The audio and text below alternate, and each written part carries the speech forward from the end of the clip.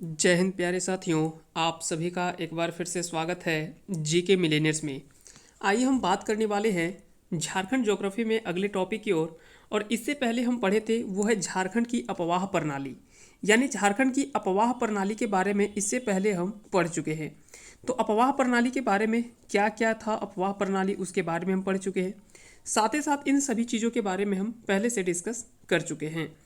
आइए हम अगले टॉपिक को हम पढ़ने वाले हैं और आगे हम बात करेंगे। आगे जो हम बात करने वाले हैं आगे जो हम बात करने वाले हैं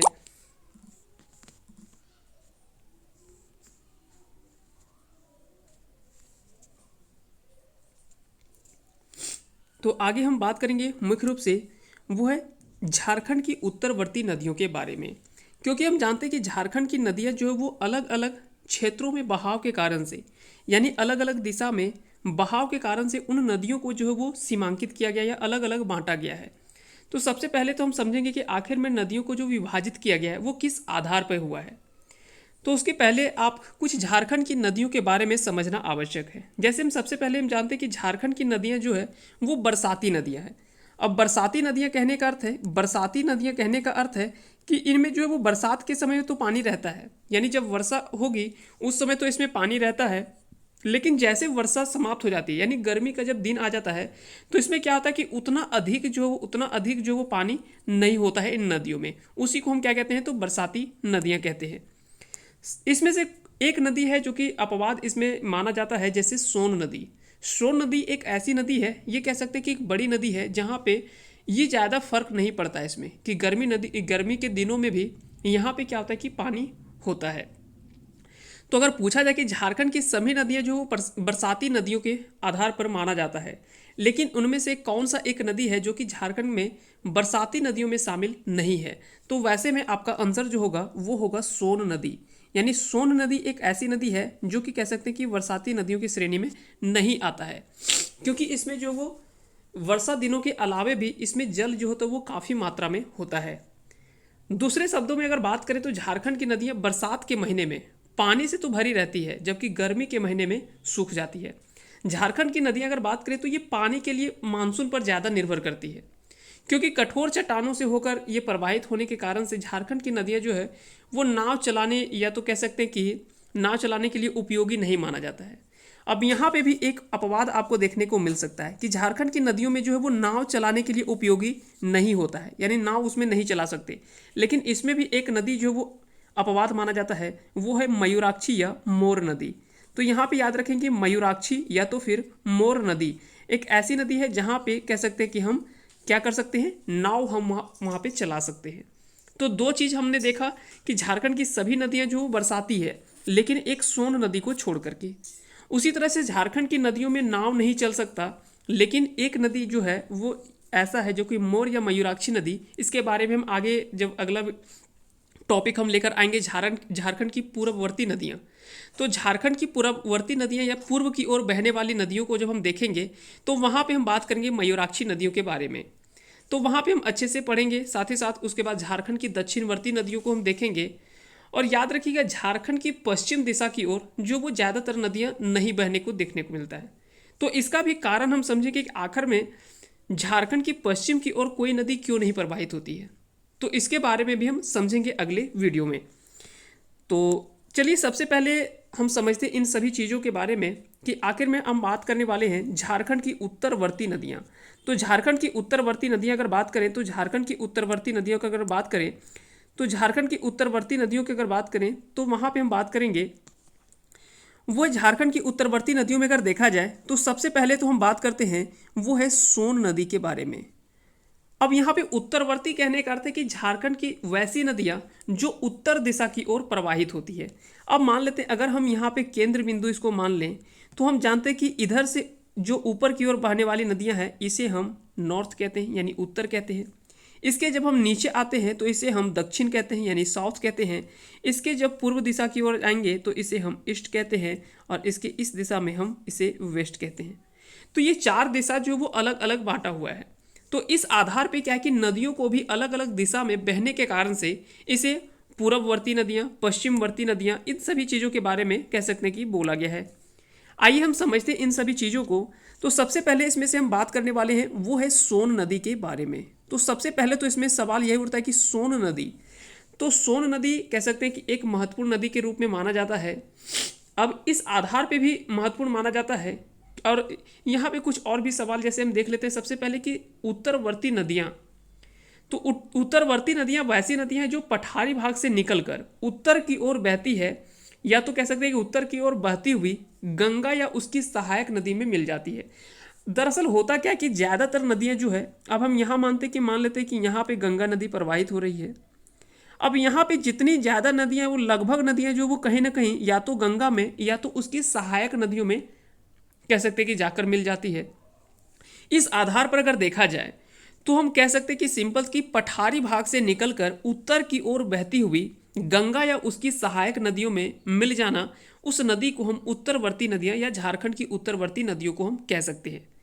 अब इन नदियों में कौन कौन सी नदी आएगी, तो सबसे पहले सोन, उत्तरी कोयल, पुनपुन, फल्गु, सकरी, चानन या पंचाने नदी के नाम से भी एक और नदी है, चाने या पंचानन। तो ये सभी चीज़ों के बारे में हम देखते हैं। तो सभी नदियों को हम एक एक करके समझेंगे। सबसे पहले जो हम बात करेंगे वो हम बात करेंगे सोन नदी के बारे में। अब सोन नदी आप जानते होंगे एक स्थान है अमरकंटक। अमरकंटक ये काफ़ी प्रचलित स्थान है और एक ऐसा स्थान जहाँ से 2 या 3 नदी का उद्गम माना जाता है। तो कई बार यहाँ से पूछा जाता है कि वैसा एक स्थान बताइए जहाँ से 3 नदी जो है वो प्रवाहित होती है, 3 नदी जो है वो प्रवाहित होती है। तो उन नदियों के बारे में आपसे पूछा जाता है। तो याद रखेंगे नर्मदा, नर्मदा नदी, नर्मदा नदी का भी उद्गम जो वो कुछ इसी स्थान से माना जाता है। अब एग्जैक्ट लोकेशन आप कहेंगे एक बिंदु से, तो वैसा नहीं है, लेकिन लगभग अमरकंटक पर्वत से ही माना जाता है। तो ऐसा आप नहीं कहेंगे कि एग्जैक्ट स्थान अगर पूछा जाए तो फिर वो अलग थोड़ा सा होता है स्थान। लेकिन अगर पर्वत के रूप में अगर देखा जाए तो अमरकंटक क्षेत्र से ही, अमरकंटक क्षेत्र से ही माना जाता है इन सभी नदियों के बारे में। तो आइए हम देखते हैं उन सभी चीज़ों के बारे में। तो विशेष रूप से अभी जो हम बात करने वाले हैं वो है सोन नदी के बारे में। तो सोन नदी यही अमरकंटक से निकलती हुई, अमरकंटक से निकलती हुई कुछ इस दिशा में कह सकते हैं कि जाकर के और गंगा नदी में प्रवाहित हो जाती है। आगे हम इसके बारे में, इसका स्ट्रक्चर भी हम देखेंगे कि आखिर में जो सोन नदी है वो गंगा में कहाँ पे जाकर मिलती है, और उन सभी चीज़ों के बारे में भी हम समझेंगे।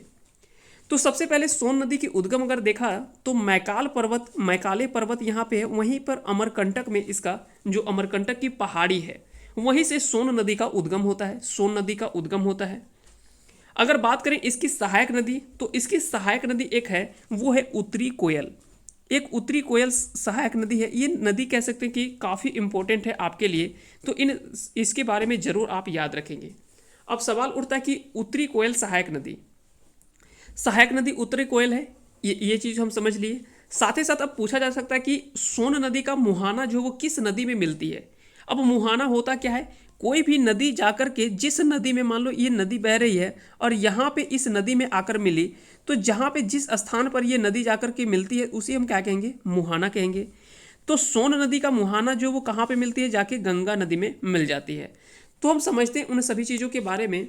और साथ ही साथ अगर पूछा जाए कि झारखंड का कौन से ऐसे ज़िले हैं जहाँ से कह सकते हैं कि सोन नदी प्रवाहित होती है, तो कई बार सवाल यहाँ से पूछा जाता है कि वैसी झारखंड की कौन सी नदी है जो झारखंड की गढ़वा और पलामू की सीमा बनाते हुए प्रवाहित होती है। देखिएगा आप यहाँ पे ये क्या है कि ये गढ़वा है और ये पलामू जिला है।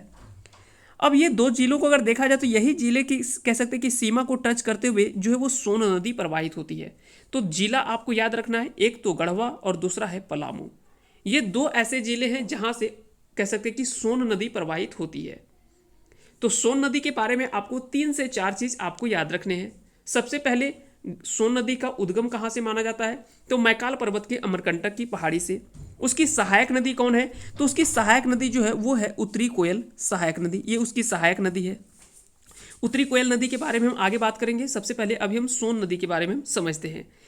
उसके अलावा अगर पूछा जाए कि सोन नदी की सहायक नदी कौन है, तो उत्तरी कोयल। इसका मुहाना कहाँ पे जाकर के मिलती है, तो ये जाकर के गंगा नदी में प्रवाहित होती है। ये गंगा नदी में जाकर प्रवाहित होती है, यानी गंगा नदी में जाके मिल जाती है। अपवाह क्षेत्र अगर देखा जाए तो झारखंड के कौन से ऐसे जिले हैं जहां से सोन नदी प्रवाहित होती है, तो गढ़वा और पलामू। बस इतना सवाल आपसे सोन नदी को कह सकते हैं कि इससे रिलेटेड जो वो पूछा जा सकता है। इससे बहुत ज़्यादा सवाल जो वो नहीं पूछा जाएगा। आगे हम बात करते हैं, अब हम बात करते हैं सोन की सहायक नदी उत्तरी कोयल नदी के बारे में। तो पहला नदी हमने देखा सोन नदी के बारे में, सोन नदी पढ़ लिए। अब हम बात करते हैं उत्तरी उत्तरी कोयल सहायक नदियों के, जो कि सोन की सहायक नदी है उत्तरी कोयल या नॉर्थ कोयल इसे कहते हैं। तो उत्तरी कोयल नदी के बारे में हम बात करते हैं। साथ ही साथ याद रखेंगे इससे जो भी ऑब्जेक्टिव क्वेश्चंस हैं इसके बारे में, या कह सकते हैं कि इसका वीडियो जो हम पहले अपलोड कर चुके हैं। तो झारखंड की जितने भी नदियां हैं, झारखंड की नदियों से जितने भी इंपॉर्टेंट क्वेश्चन आपके ऑब्जेक्टिव सवाल बन सकते थे, उन सभी सवालों को हम पहले वीडियो अपलोड कर चुके हैं। अगर आप नहीं देखे हैं तो उन सभी वीडियो को जरूर देख लें, आपको वहाँ पे पूरे डिटेल में बताया गया है। ऑब्जेक्टिव के साथ साथ उन सभी चीज़ों के बारे में और भी कई सारे फैक्ट जो वो वहाँ पे बताया गया है। तो अगर ऑब्जेक्टिव आप देखना चाहते हैं तो हमारे चैनल के डिस्क्रिप्शन में, या तो कह सकते हैं कि हमारे चैनल के प्लेलिस्ट में आप जा सकते हैं और वहाँ से सारे वीडियो को आप देख सकते हैं। इसके पहले हमने झारखंड की अपवाह प्रणाली, झारखंड की आखिर में अपवाह प्रणाली होता क्या है, इन सभी चीज़ों के बारे में, झारखंड का जो भी भौगोलिक सीमा है, सीमावर्ती राज्य, इन सभी चीज़ों के बारे में हम यहाँ पे डिस्कस नहीं कर रहे हैं। क्योंकि आप देख सकते हैं उत्तर की ओर बिहार है, इधर वेस्ट बंगाल है यानी पश्चिम बंगाल है, दक्षिण की ओर उड़ीसा है, पश्चिम की ओर यहाँ पे छत्तीसगढ़ है और यहाँ पे उत्तर प्रदेश है। तो इन सभी चीज़ों के बारे में हम पहले वीडियो बना चुके हैं। अगर आप नहीं देखें तो उन सभी पीछे वाले वीडियो को आप देख सकते हैं।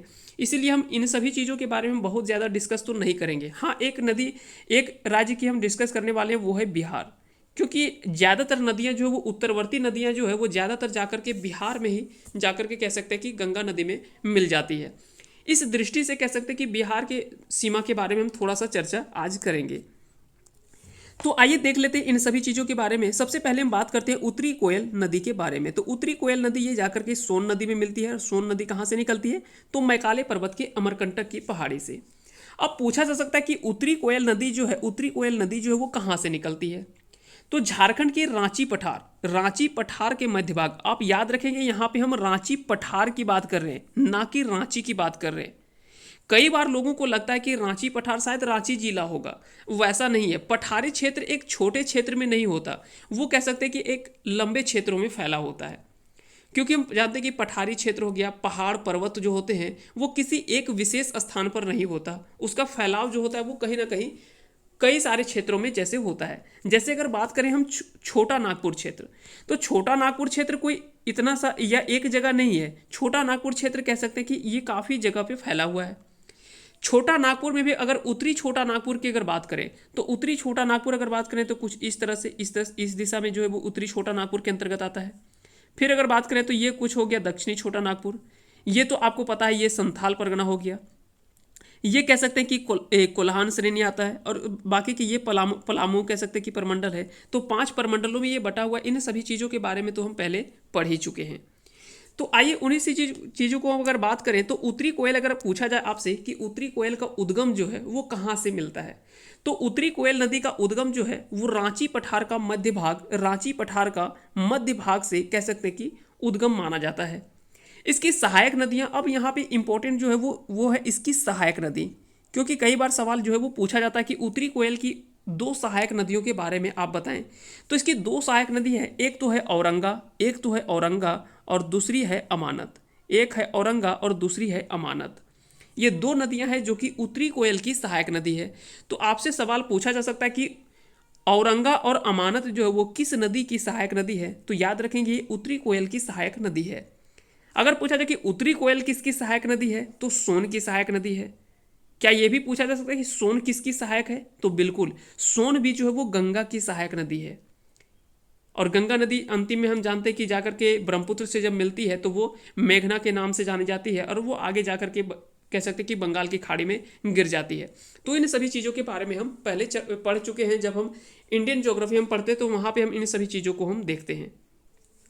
तो बात करेंगे औरंगा नदी और अमानत नदी। तो अगर पूछा जाए कि औरंगा नदी का उद्गम जो वो औरंगा नदी का उद्गम जो वो कहाँ से माना जाता है, तो ये रांची से निकलती है औरंगा नदी। और अमानत नदी जो वो कह सकते हैं कि हजारीबाग से अमानत नदी और रांची से औरंगा नदी का उद्गम माना जाता है।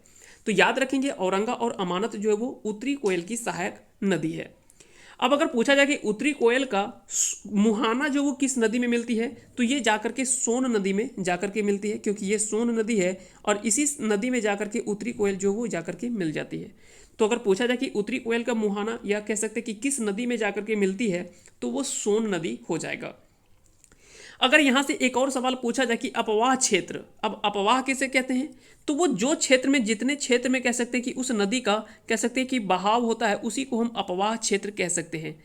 तो उस क्षेत्र में अगर बात करें तो ये क्षेत्र में अगर निकाला जाए कि उत्तरी कोयल का अपवाह क्षेत्र कुल कितना है, तो 9030 वर्ग किलोमीटर, यानी 9030 किलोमीटर स्क्वायर। ये हो जाएगा 9030 किलोमीटर स्क्वायर या वर्ग किलोमीटर, जो है वो कुल क्षेत्रफल या कह सकते हैं कि कुल क्षेत्र जो है वो इसका अपवाह क्षेत्र है उत्तरी कोयल का।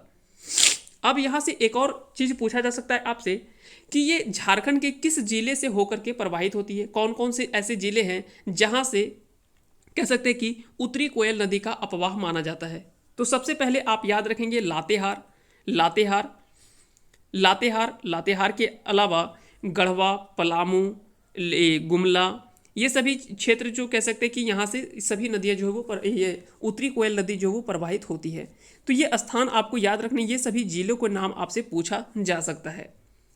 अब हम बात करते हैं अगली नदियों के बारे में। अगली नदी के बारे में हम चर्चा करेंगे, उसके पहले हम थोड़ा सा देख लेते हैं, आगे चलते हैं और अगला हम कुछ बिंदु को हम देखते हैं। देखिए जैसे आप देख सकते हैं कि यहाँ पे ये है अमरकंटक, ये है अमरकंटक, और यहाँ से निकलती है ये सोन नदी। ये सोन नदी कह सकते हैं कि ये बहता हुआ जा करके गंगा नदी में मिलती है, गंगा नदी में मिलती है। और गंगा नदी आप देख सकते हैं कि साहेबगंज जिला जो है, यहाँ से ये 40 किलोमीटर, एकमात्र झारखंड का ऐसा जिला है जहाँ से गंगा नदी जो वो प्रवाहित होती है। तो वो कौन सा जिला है, तो वो है साहेबगंज। कई बार सवाल पूछा जाता है कि झारखंड का कौन सा ऐसा जिला है जहाँ से गंगा नदी जो वो प्रवाहित होती है, तो याद रखेंगे साहेबगंज झारखंड का एकमात्र ऐसा जिला है जहाँ से गंगा नदी प्रवाहित होती है। अब यहाँ से दो सवाल तो आप समझ गए कि सोन नदी जो वो किसकी सहायक नदी है, तो गंगा की सहायक नदी है। उत्तरी कोयल किसकी सहायक नदी है, तो उत्तरी कोयल जो वो सोन की सहायक नदी है, क्योंकि अभी हमने देखा कि उत्तरी कोयल जो वो कुछ इस तरह से निकलती है। यहाँ पे हमने और दो नदी देखा, एक तो देखिए औरंगा और दूसरा था अमानत। ये दो नदी और इसकी सहायक नदी हम देखे, दो और इसकी सहायक नदी हम देखे औरंगा और अमानत, ये उत्तरी कोयल की सहायक नदी है।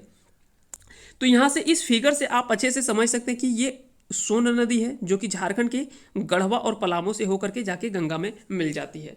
आइए अगले चलते हैं। अगले नदी की अगर बात करें तो वो नदी है, वो है पुनपुन नदी के बारे में। तो पुनपुन नदी की बात करें तो उससे पहले आप इस फिगर को थोड़ा सा आप समझिए, और यहाँ से आपको बहुत अच्छे से समझ में आएगा, क्योंकि यहाँ पे सारी नदियों का क्रम वाइज दिया हुआ है। और क्रम भी अब क्या है कि नदी आपसे डायरेक्टली ये नहीं पूछा जाएगा कौन सी नदी कहाँ से उद्गम हुआ है। हो सकता है कि उत्तरवर्ती नदियों का क्रम आपसे पूछ ले। अब क्रम किस तरह से पूछा जा सकता है, तो ये हो सकता है कि पश्चिम से पूर्व की ओर या तो पूर्व से पश्चिम की ओर जो वो प्रवाहित होने का क्रम जो है वो आपसे पूछा जा सकता है। जैसे सबसे पहले आप अगर बात करें तो आप देख सकते हैं कि ये सोन नदी है, फिर दूसरा जो है वो पुनपुन नदी है, फिर कह सकते हैं कि ये फाल्गु नदी है, फल्गु नदी है। फल्गु नदी के बाद आता है वो सकरी नदी है, ये है सकरी नदी। सकरी नदी के बाद आप देख सकते हैं ये यहाँ पे एक और नदी की बात चर्चा की गई है जो कि धाधर नदी। तो हालांकि याद रखेंगे ये नदी जो वो झारखंड से तो विशेष स्थान से तो उतना नहीं निकलता है, लेकिन उसके बारे में थोड़ा सा हम पढ़ेंगे आगे। उसके बाद अगर बात करें तो वो है चानन या तो फिर पंचानन नदी, चानन या तो फिर पंचानन नदी।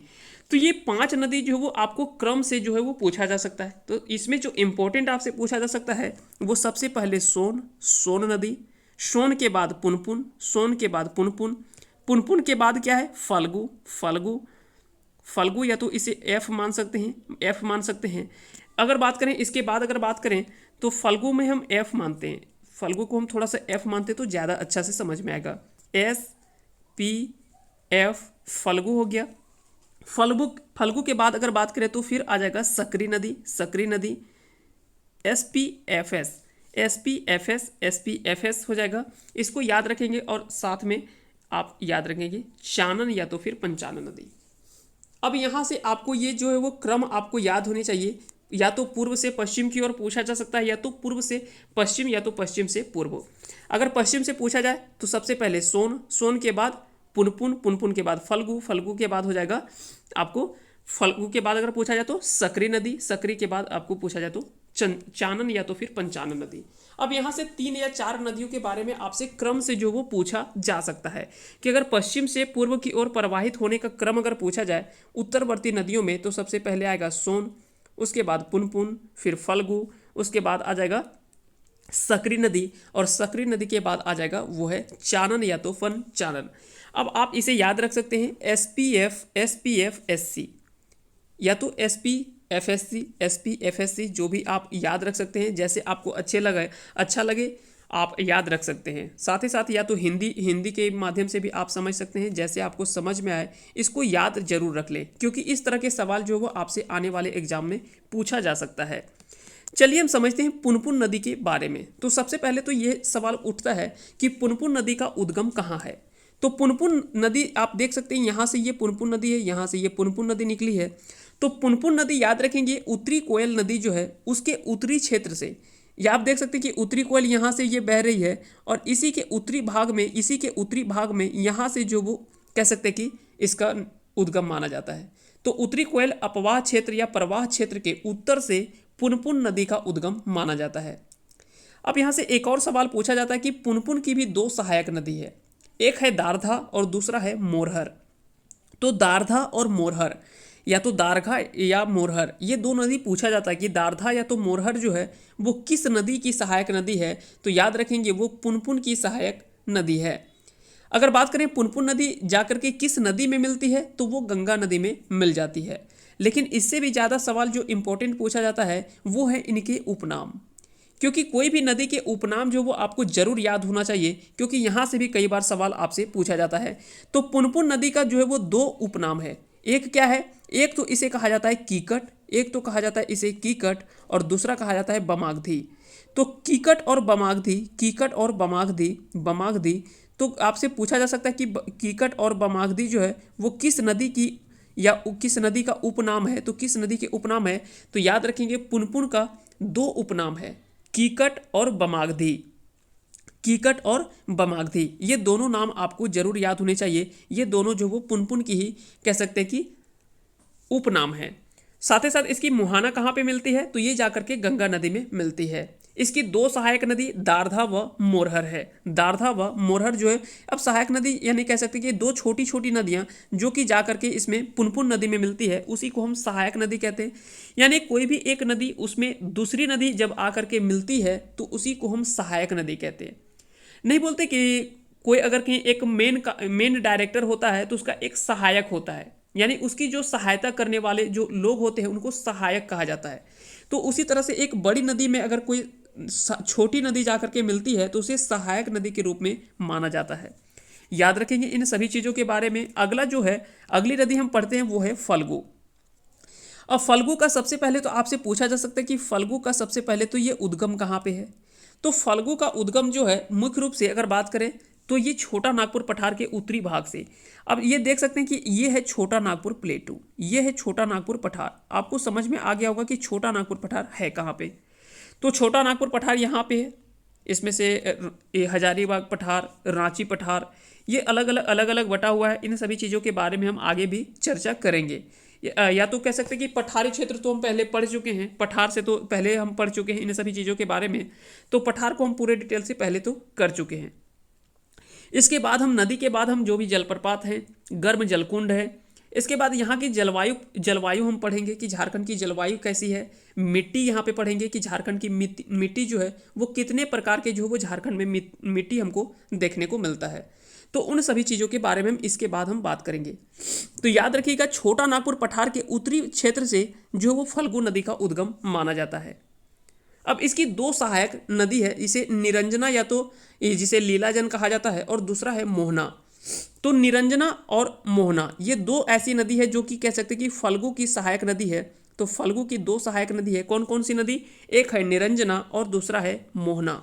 ये दो ऐसी नदी है जो कि फल्गु नदी की सहायक नदी है। याद रखेंगे इनका मुहाना, इस नदी का मुहाना जो फल्गु जो है वो कहाँ पे मिलती है, तो ये ताल क्षेत्र के निकट गंगा नदी में जाकर के मिल जाती है। क्या इसका भी कोई उपनाम है, तो बिल्कुल, इसे अंतः सलीला के नाम से भी जाना जाता है। इसे अंतः सलीला के नाम से जाना जाता है। तो कई बार एग्जाम में सवाल जो वो पूछा गया है कि अंतः सलीला के नाम से किस नदी को जाना जाता है, तो याद रखेंगे अंतः सलीला के नाम से फल्गु नदी को जाना जाता है। फल्गु नदी को हम अंतः सलीला के नाम से भी जानते हैं। अगर बात करें क्या इस नदी की विशेषता आखिर में क्या है, तो सबसे पहले याद रखेंगे कि झारखंड में अगर देखा जाए इसका संबंध, तो केवल उद्गम से माना जाता है। यानी कह सकते हैं कि मुख्य रूप से अगर बात करें तो झारखंड का कह सकते हैं कि इसका उद्गम माना जाता है, जो कि छोटा नागपुर पठार के उत्तरी क्षेत्र से इस नदी का उद्गम है। बाकी जो इसका महत्व जो ज़्यादातर देखने को मिलता है वो कह सकते हैं कि इसके उत्तरी भाग में यानी बिहार में जो वो इसका ज़्यादातर देखने को मिलता है इसका महत्व, क्योंकि हम जानते हैं कि पितृपक्ष के समय जो दूर दूर से यात्री आते हैं तो फल्गु स्नान के लिए आते हैं और वहाँ पे पिंड दान करते हैं। तो ये नदी जो वो फल्गु नदी की मुख्य विशेषता जो है वो यही है कि पितृपक्ष के समय, अब पितृपक्ष सवाल उठता है कि पितृपक्ष कब आता है, तो हम जानते हैं कि आश्विन मास, जब आश्विन मास के समय में कह सकते हैं कि पितृपक्ष का समय होता है तो उस समय यात्री जो वो फल्गु स्नान के लिए जाते हैं और वहाँ पे पिंड दान करते हैं। ये विशेषता जो वो फल्गु नदी का मुख्य विशेषता माना जाता है। आगे चलते हैं, अगली नदी की अगर बात करें तो अगला नदी हम पढ़ने वाले हैं वो हम पढ़ेंगे सकरी नदी। अब सबसे पहले हमने देखा सोन, सोन के बाद हमने देखा पुनपुन, पुनपुन के बाद फल्गु और फल्गु के बाद हम बात करेंगे सकरी नदी। अब सकरी नदी की सबसे पहले उद्गम अगर बात करें तो सकरी नदी का उद्गम जो है वो उत्तरी छोटा नागपुर पठार से माना जाता है। अब उत्तरी छोटा नागपुर पठार आप देख सकते हैं यहाँ पे छोटा नागपुर पठार है। अब सबसे पहले आप सिंपल चीज़ समझिए, ये पूरा छोटा नागपुर पठार है। अगर इसको हम दो भागों में बांट दें तो इसके उत्तर वाले क्षेत्र को हम क्या कहेंगे, उत्तरी छोटा नागपुर, और इसके दक्षिणी भाग को हम क्या कहेंगे, दक्षिणी छोटा नागपुर। सिंपल है, बहुत आसानी से आप समझ सकते हैं, इसमें बहुत ज़्यादा कन्फ्यूजन नहीं होने वाला है, क्योंकि ये पूरा क्षेत्र जो है वो छोटा नागपुर है तो इसके उत्तर वाले भाग को हम कह सकते हैं कि उत्तरी छोटा नागपुर होगा, और इसके दक्षिणी भाग को अगर बांट दें तो इसको हम कह सकते हैं कि दक्षिणी छोटा नागपुर होगा। तो अगर पूछा जाए कि सकरी नदी का उद्गम जो है वो कहाँ से माना जाता है, तो सकरी नदी का उद्गम जो है वो कह सकते हैं कि उत्तरी छोटा नागपुर पठार, उत्तरी छोटा नागपुर पठार से माना जाता है। इसकी दो सहायक नदी आपको याद रखने हैं। किसकी सहायक नदी, सकरी नदी की। सकरी की दो सहायक नदी वो है किवुल और मोरहर। किवुल और मोरहर, हम नाम लिख दे रहे हैं, किवुल और मोरहर। तो ये दो ऐसी नदियां हैं किवुल और मोरहर जो कि कह सकते हैं कि सकरी नदी की सहायक नदी है। इन नदी का नाम याद रखेंगे, सकरी नदी। तो ये याद रखेंगे, सकरी की सहायक नदी का आपसे पूछा जाए सकरी नदी की सहायक नदी कौन कौन से है, तो किवुल और मोरहर। किवुल और मोरहर जो है वो सकरी की सहायक नदियां हैं। साथ ही साथ याद रखेंगे इनका, इस नदी का मुहाना भी यानी सकरी नदी भी जो जाकर के मिलती है वो किस नदी पे मिलती है, तो ये भी गंगा नदी में ही मिलती है। अब यहाँ से दो और सवाल यहाँ से बन सकता है, इसकी विशेषता क्या है, तो इसकी विशेषता याद रखेंगे, जैसे बिहार में अगर कोसी नदी आप पढ़े होंगे कि मार्ग बदलने के लिए वो कुख्यात माना जाता है, यानी कह सकते हैं कि अपना मार्ग जो वो बदलने में विख्यात नदी है, वो कौन सी है, कोसी नदी। तो उसी तरह से सकरी नदी जो है ये भी कह सकते हैं कि अपनी दिशा जो वो बार बार परिवर्तित करते रहती है, यानी कह सकते हैं कि जिस तरह से इसका माध्यम मिला उस तरह से ये नदी जो वो आगे पीछे ये कह सकते हैं कि घूमते रहती है, यानी अपना मार्ग जो वो बदलने में ये विख्यात है, जिस तरह से कोसी नदी है। और भी कई ऐसे नदियां हैं जो कि अलग अलग राज्यों में हम इन सभी चीज़ों के बारे में हम पढ़ते हैं। अब यहाँ से एक चीज़ और याद रखना है कि सकरी नदी का उपनाम क्या है। अब सकरी नदी का उपनाम जो है वो है सुमागधी। अब यहाँ पे आपको कन्फ्यूजन हो सकता है, इसके पहले एक हमने बात किया था बमागधी, तो बमागधी या कीकट ये पुनपुन की सहायक ये कह सकते कि उपनाम है। तो कीकट या बमागधी अगर पूछा जाए तो वो पुनपुन का उपनाम है, जबकि अगर पूछा जाए सुमागधी, सुमागधी या तो कह सकते हैं कि इसे रामायण भी कहा जाता है, सुमागधी या तो फिर रामायण। तो याद रखेंगे अगर बात करें, अगर कहीं सकरी नदी की अगर बात करें तो सकरी की अगर उपनाम अगर बात करें, सकरी नदी का उपनाम अगर बात करें तो इसे याद रखेंगे सुमागधी, सुमागधी, सुमागधी, या तो फिर इसे रामायण, रामायण कह सकते हैं कि याद रखेंगे। इन दोनों नदियों के बारे में इसका उपनाम जो है वो याद रखेंगे। तो कई बार सवाल आपसे डायरेक्टली जो वो पूछा गया है कि सुमागधी जो वो किस नदी का उपनाम या किस नदी को सुमागधी के नाम से जाना जाता है, तो वो कौन सी नदी होगी, तो वो हो जाएगा सकरी नदी। यानी सकरी नदी को हम सुमागधी नदी के नाम से भी जानते हैं, जिसे हम रामायण के रूप में मान सकते हैं, या तो कह सकते हैं कि रामायण में उल्लेखित नदी है। आप सकरी नाम या सुकरी नाम आपने बहुत बार सुना होगा, सुकरी या सकरी जो है वो नाम आपने जरूर सुना होगा, क्योंकि रामायण में इसका उल्लेख भी मिलता है, इसलिए इस नदी को कह सकते हैं कि रामायण के नाम से भी जाना जाता है। तो याद रखेंगे इसे सुमागधी, सुमागधी या तो फिर रामायण, और सकरी नदी का कह सकते हैं कि उपनाम जो वो सुमागधी है। तो आपसे डायरेक्टली पूछा जा सकता है किसी भी नदी, और एक और आगे नदी हम बात कर लेते हैं उसके बारे में, उसके बाद हम कुछ महत्वपूर्ण चीज़ों के बारे में हम याद करेंगे। उसके बाद अगली नदी अगर बात करें तो अगला नदी जो हम पढ़ने वाले हैं वो है चानन या तो फिर पंचाने नदी। तो चानन नदी, या आप देख सकते हैं यहाँ पे एक नदी देखने को मिल रहा है आपको, चानन या तो फिर पंचानन। आखिर में इसका नाम चानन या पंचाने पड़ा क्यों? तो याद रखेंगे इसमें क्या कि 5 अलग अलग जलधाराएं इसमें जाकर के मिलती है, 5 अलग अलग जो है वो जलधाराएं मिलती है, जिसके कारण से इसका नाम जो रखा गया है वो किस तरह से रखा गया है। तो याद रखेंगे 5 जलधाराओं के मेल से विकसित होने के कारण से इसका नाम जो वो क्या पड़ा, पंचानन पड़ा। अब पंचानन नाम से बाद में धीरे धीरे ये नाम कह सकते हैं कि ये परिवर्तित होते रहता है। ये पंचानन से फिर चानन हुआ और चानन को ही पंचाने कह सकते कि रख दिया गया बाद में। अब अगर पूछा जाए इसका उद्गम कहाँ से माना जाता है, तो छोटा नागपुर के पठार से ही इसका उद्गम जो वो माना जाता है। तो कुछ अगर मुख्य नदी अगर बात करें तो मुख्य नदी जो वो यहाँ से निकलती है छोटा नागपुर पठार से ही। तो याद रखिए पंचानन नदी का उद्गम कहाँ से है, तो छोटा नागपुर के पठार से। ये किस नदी में जाकर के मिलती है, तो ये जाकर के आगे जो है वो सकरी नदी में मिल जाती है। सकरी नदी में ये कह सकते कि यहाँ पे अभी हमने सकरी नदी के बारे में बात किया था, और ये जाकर के क्या है, सकरी नदी में ही मिल जाती है। तो आपसे सवाल पूछा जा सकता है कि चानन या पंचाने नदी जो है वो किसकी सहायक नदी है, तो ये सकरी नदी की सहायक नदी है। सकरी को क्या उपनाम से जाना जाता है, तो सुमागधी के नाम से जाना जाता है। तो याद रखेंगे चानन या पंचाने नदी जो वो किसकी सहायक है, तो सकरी नदी की सहायक नदी है। सकरी की सहायक नदी है, जो कि यहाँ पे आप देख सकते हैं, जो कि उत्तरी छोटा नागपुर के उत्तरी भाग से या छोटा नागपुर के उत्तरी क्षेत्र से ये नदी निकलती है, सकरी नदी। जबकि पंचानन नदी या चानन नदी ये ये छोटा नागपुर पठार से निकलती है, छोटा नागपुर पठार से निकलती है और जाकर के किस नदी में मिलती है, तो सकरी नदी में मिल जाती है। अब एक चीज़ आप गौर किए होंगे कि नदियों को पढ़ने के लिए आपको क्या क्या आवश्यकता है, तो उन सभी चीज़ों को हम थोड़ा सा नोट करते हैं। तो उन सभी चीज़ों के बारे में हम थोड़ा सा ध्यान रखते हैं। उसके बाद हम पढ़ेंगे इन सभी चीज़ों के बारे में कि कोई भी नदी को हमको जानने के लिए आखिर में क्या क्या आवश्यक हो सकता है। तो सबसे पहले आप इसके बारे में अगर आपको पढ़ना है तो सबसे पहले तो उसका आप देखें कि उसका उद्गम कहाँ पे है, उसका उद्गम जो है वो कहाँ पे है। सबसे पहले तो उसके उद्गम के बारे में समझें, आखिर में उद्गम जो है वो कहाँ पे है। दूसरा, अगर आपसे यहाँ से पूछा जाए तो इनकी सहायक नदियाँ, सहायक नदियाँ आपसे पूछा जा सकता है।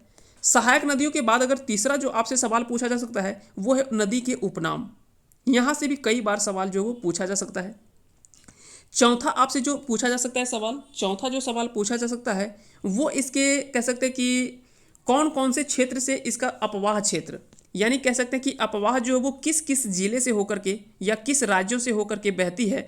तो अपवाह क्षेत्र के बारे में आपसे पूछा जा सकता है, या तो कितने किलोमीटर जो है वो इसका अपवाह है ये पूछा जा सकता है। और उसके अलावा अगर बात करें पाँचवीं, तो पाँचवीं जो है वो आखिर में इस नदी की विशेषता क्या है।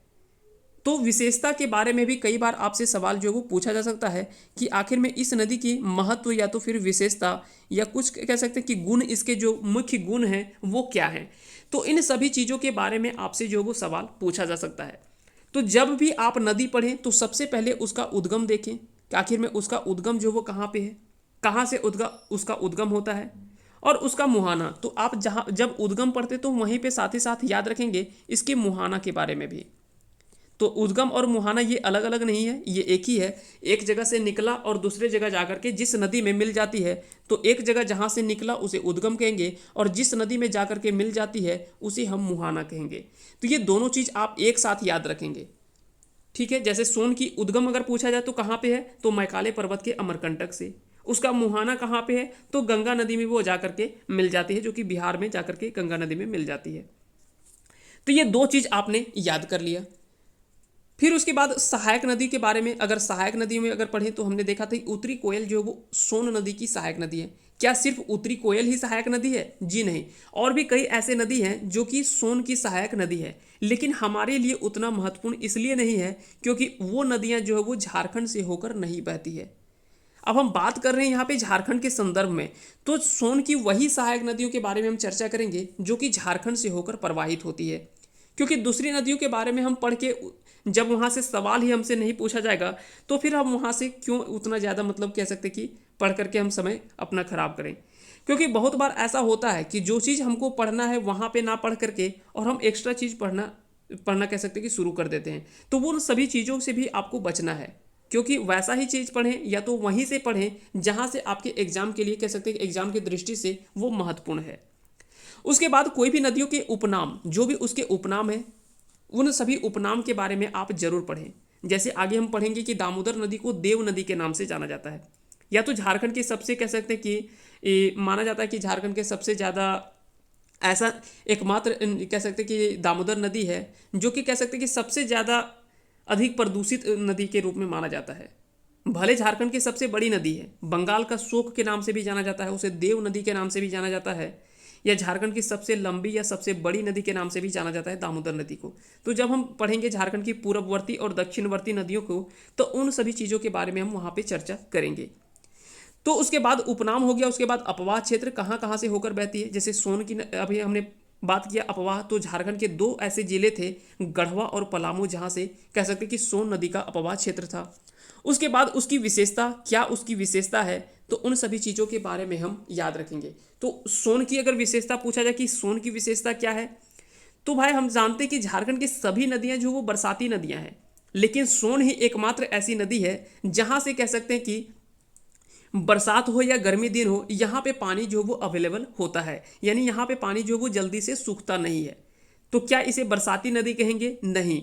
वैसी नदियों को हम बरसाती कहते हैं जहाँ पे बरसात में तो पानी रहता है, लेकिन गर्मी के दिनों में वहाँ पे पानी क्या होता है, सूख जाता है, या कह सकते हैं कि पानी जो वो बहुत कम हो जाता है। तो वैसी नदियों को हम बरसाती नदियाँ कहते हैं। आगे हम मोर या मयूराक्षी नदी के बारे में भी हम बात करेंगे, जहाँ पे कह सकते हैं कि एकमात्र ऐसा नदी है झारखंड का जहाँ पे नाव जो वर्षा ऋतु में भी चल सकती है। तो नदी जब भी आप पढ़ें तो इन 5 चीज तो कम से कम आपको याद होने चाहिए, और ये 5-6 जो है इसी के आधार पे आपसे कह सकते हैं कि सवाल जो वो ज़्यादातर पूछा जाता है। तो आप पॉइंट बनाएं किसी भी नदी, सबसे पहले इसके बारे में जब हम अगला वीडियो जब हम लाएंगे तो इसके बारे में भी हम बताएंगे कि आखिर में कोई नदी पढ़ें तो आखिर में हम किस आधार पे पढ़ें। तो सबसे पहले उसका उद्गम लिखें, उद्गम लिखें। इसको हम सबसे चलिए इसको हम छठा पॉइंट कर देते हैं, मुहाना को हम छठा पॉइंट कर देते हैं, मुहाना को हम छठा पॉइंट कर देते हैं, तो आपको ज़्यादा अच्छे से समझ में आएगा। सबसे पहले उद्गम हमने देखा, उसकी सहायक नदी, उसका उपनाम, उसका अपवाह क्षेत्र और उसकी विशेषता, और छठे में हमने देखा कि वो नदी जो वो अंत में जाकर के किस नदी में जाकर के मिल गया, तो मुहाना देखते हैं। तो ये 6 पॉइंट आप अलग अलग करके इन सभी 6 पॉइंट को आप याद रख लें। इसी आधार पे कह सकते हैं कि आपसे सवाल जो वो पूछा जा सकता है। इसके अलावे आपसे कह सकते हैं कि बहुत ज़्यादा डीपली या तो बहुत ज़्यादा अलग सवाल जो वो आपसे नहीं पूछा जाएगा। हाँ, हो सकता है यहाँ पे नदी से और कहाँ से सवाल बन सकता है, तो जैसे हाल फिलहाल में, अगर हाल फिलहाल में कह सकते हैं कि अगर उस नदी में कोई परियोजना शुरू हुआ है, अगर कोई नदी परियोजना की शुरुआत हुई है, तो नदी परियोजना की शुरुआत अगर हुई तो वहाँ से फिर आपसे सवाल जो वो पूछा जा सकता है। तो अगर कोई नदी परियोजना के बारे में अगर कहीं कह सकते हैं कि पूछा जा सकता है, तो यहाँ से सवाल बनता है। जैसे कुछ दिन पहले नहीं कह सकते कि 5 जनवरी 2020 को इसका कह सकते हैं कि उद्गम हो गया था। कह सकते कि इसके बारे में हम पढ़े भी थे कि मोदी जी के द्वारा इसका उद्घाटन किया गया था, मंडल डैम परियोजना। तो मंडल डैम परियोजना के बारे में हम इससे पहले पढ़ चुके हैं, मंडल डैम परियोजना। तो यहाँ से आपसे सवाल जो वो पूछा जा सकता है, यहाँ से आपसे सवाल जो वो बन सकता है। तो इन सभी चीज़ों के बारे में आप याद रखेंगे। मंडल डैम परियोजना, हालांकि इसको हम करेंट में पूरी डिटेल से हम समझें कि कौन से जिले पे है, लातेहार जिले में है, कौन सी नदी में है, कौन से नदी में है, कौन से जिले में है, झारखंड के किन किन जिलों को इस डैम परियोजना या इस परियोजना से लाभ होने वाला है, झारखंड के अलावे भी किसी राज्य को लाभ होने वाला है, तो बिल्कुल हाँ, बिहार के भी कुछ ऐसे क्षेत्र हैं जहाँ पे कह सकते हैं कि इस परियोजना से लाभ होने वाला है। आखिर में इसको शुरुआत किया गया था, हालांकि इसकी शुरुआत 1972 में ही कर दिया गया था मंडल डैम परियोजना की। तो मंडल डैम परियोजना की शुरुआत तो 1972 में हो गया था, लेकिन बाद में उसको बीच में फिर इसको रोक दिया गया था, और फाइनली इसको कह सकते हैं कि 2019-20 में इसको फाइनली फिर से तैयार करके कह सकते हैं कि इसका शुरुआत कर दिया गया, जिसमें कह सकते हैं कि नरेंद्र मोदी जो हमारे प्रधानमंत्री हैं, मोदी जी के द्वारा इसका उद्घाटन किया गया था। तो उसमें भी इस दृष्टि से भी कह सकते हैं कि इसका जो वो महत्वपूर्ण योगदान माना जाता है। आखिर में इसको क्यों रोका गया था, इसके बारे में भी हमने देखा था, क्योंकि वहाँ पे 2 ऐसे बाघ अभ्यारण्य थे, वन्य जीव अभ्यारण्य थे, जिसके कारण से उसको रोका गया था। एक तो था बेतला नेशनल पार्क, जो कि उसके उस परियोजना या कह सकते कि मंडल डैम जो है, ये डैम के कह सकते कि बहुत ज़्यादा डिस्टेंस नहीं था, वहाँ पे सटा हुआ था, जिसके कारण से ये डर था कि अगर इतने बड़े कह सकते हैं कि जल जल समायोजन के साथ अगर ये परियोजना तैयार हो रहा है, अगर कह सकते हैं कि क्योंकि परिस्थिति कभी भी कुछ हो सकता है, इसके लिए कोई ऐसा नहीं कि फिक्स नहीं मान सकते कि कब क्या घटना हो सकता है। तो वही सभी लोगों को डर था कि अगर कहीं भविष्य में अगर कहीं किसी तरह से इसमें दुर्घटना देखने को मिलता है, तो ये जो भी अभ्यारण्य है, या कह सकते हैं कि बाघ अभ्यारण्य है या बेतला नेशनल पार्क जो है, या तो पलामू टाइगर रिजर्व जिसे हम कहते हैं, तो पलामू टाइगर रिजर्व है, तो उसको जो वो कहीं ना कहीं खतरा था, जिसके कारण से और साथ ही साथ उसके नीचे जो गांव थे, छोटे छोटे गांव थे, उनको भी कहीं ना कहीं इससे खतरा था, जिसके कारण से इसका जो क्षमता था, इसका क्षमता जो काफ़ी कम कर दिया गया है। चाहे वो आधार पर अगर बात करें तो पानी जल जमाव का, अगर बात करें तो पानी के जमाव का, या तो जल जमाव की बात करें या तो इसकी लंबाई अगर बात करें, तो इन दोनों चीज़ों को वहाँ पे क्या है कि कम किया गया है।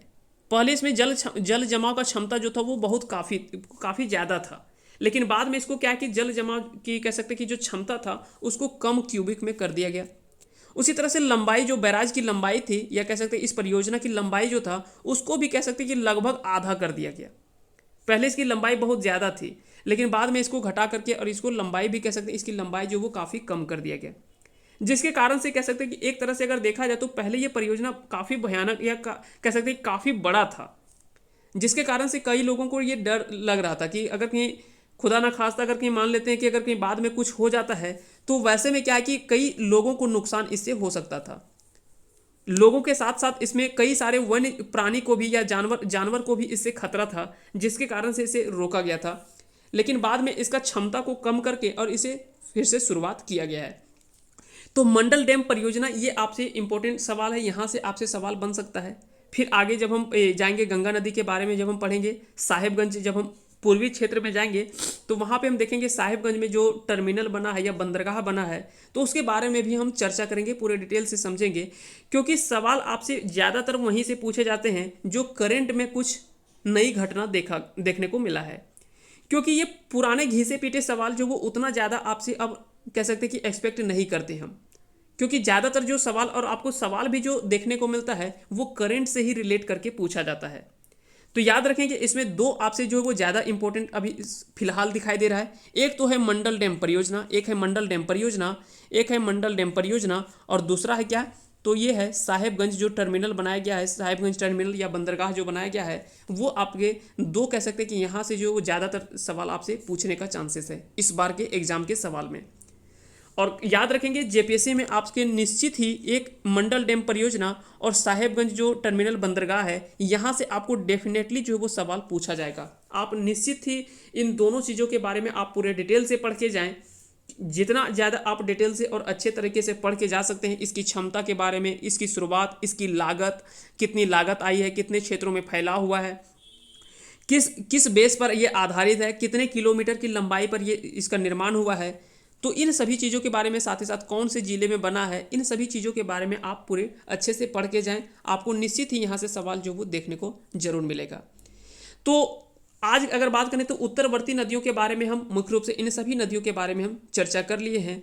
तो याद रखेंगे एक बार फिर से हम इसके क्रम जो हमने पढ़ा था, तो इन सभी नदियों के क्रम को एक बार हम फिर से रिपीट कर देते हैं।